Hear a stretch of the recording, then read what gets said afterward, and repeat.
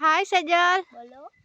शू करे छे? देख सकते हैं ये पक गया है क्या? हाँ सच में? सच में ये ओह देखो। माय गॉड, सच में पक गया है यार गाइस। देख सकते हो। सजल खाएगी अभी। खा खा के दिखा। खाऊंगी ना, पक्का वाला है।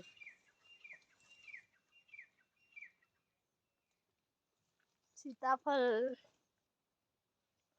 गाँव में ऊपर से पक जाता है। तुरंत का पका हुआ बात ही अलग है गाइस। देख सकते हो बहुत सारे लगे हुए हैं, बट मुझे तो इतना नॉलेज नहीं है। बट सजल को बहुत सारा है, तो सजल तोड़ेगी अभी, देखना है ना सजल।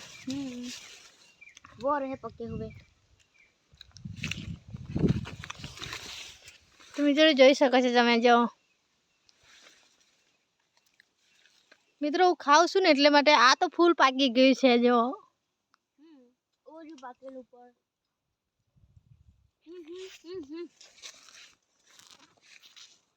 बड़ा वाला है पक्का। ये लो सैली पकड़ो।